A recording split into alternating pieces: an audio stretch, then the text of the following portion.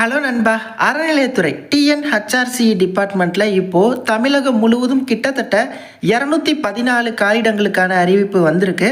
அறங்காவலர் அப்படிங்கிற பணி எந்தெந்த கோயில்களில் இப்போ காலிடம் இருக்குது, இதற்கு நீங்கள் எப்படி விண்ணப்பிக்கிறது, என்ன தகுதி, இந்த பதவினா என்ன அப்படிங்கிற எல்லாத்தையுமே டீட்டெயில்டாக நான் இந்த வீடியோவில் சொல்கிறேன்.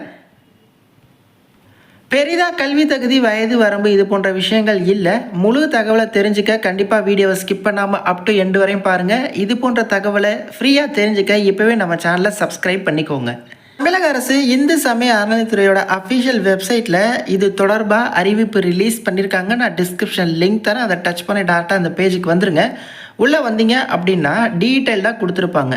திருக்கோயிலின் பெயர் மற்றும் முகவரி, எந்த கோயிலில் இந்த பணியிடம் இருக்குது, அது எந்த மாவட்டம், விண்ணப்பிக்க கடைசி நாள் எது, அது மட்டும் இல்லாமல் அறிவிப்பு, அந்த பணிக்கான முழு தகவல் அறிவிப்பு நோட்டிஃபிகேஷன் பிடிஎஃப் இணைய வழியில் விண்ணப்பிக்கணும் அப்படின்னா நீங்கள் விண்ணப்பிச்சுக்கலாம். இல்லை விண்ணப்பத்தை பதிவிறக்கம் பண்ணி நீங்கள் ஆஃப்லைன் முறையில் விண்ணப்பிக்கணும் அப்படின்னாலும் விண்ணப்பிச்சுக்கலாம்.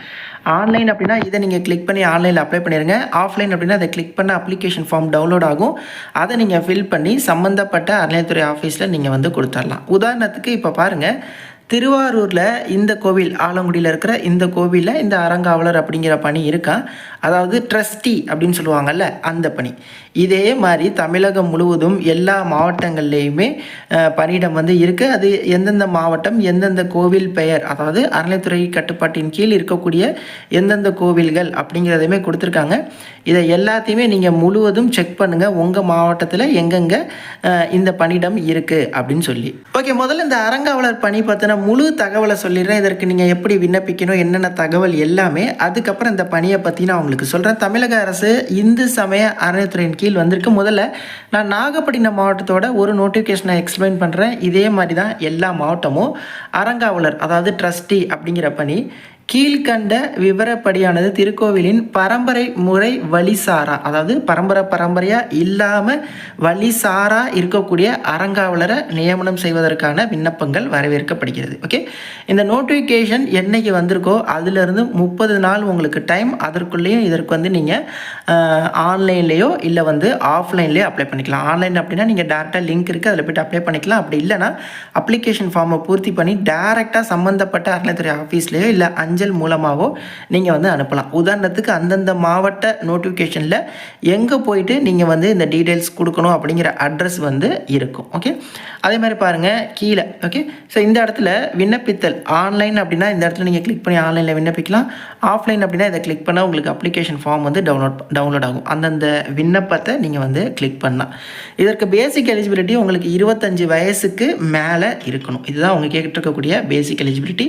உச்ச வயது வரம்போ கல்வி தகுதியோ அது மாதிரிலாம் எதுவும் இல்லை. ஓகே, ப்ளஸ் இதில் உங்களை செலக்ட் பண்ணணும் அப்படின்னா ஒரு பேசிக் எலிஜிபிலிட்டி வச்சுருக்காங்க. இதெல்லாம் பார்த்திங்கன்னா ஒரு கண்டிப்பாக தேவை. இந்த பணிக்கு நீங்கள் விண்ணப்பிக்கணும் அப்படின்னா ஹிந்து மதத்தை சான்றவராக இருக்கணும். அதாவது ஹிந்துஸ் மட்டும் இதற்கு நீங்கள் அப்ளை பண்ணலாம்.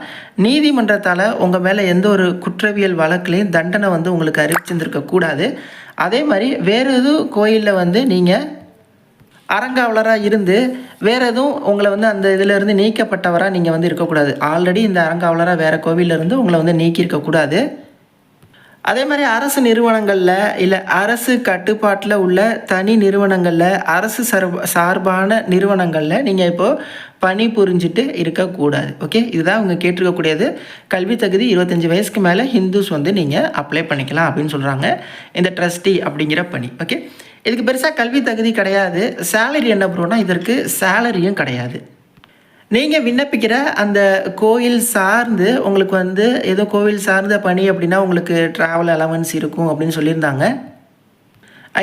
நான் ரிசர்ச் பண்ணதை வரையும் சொல்கிறேன்.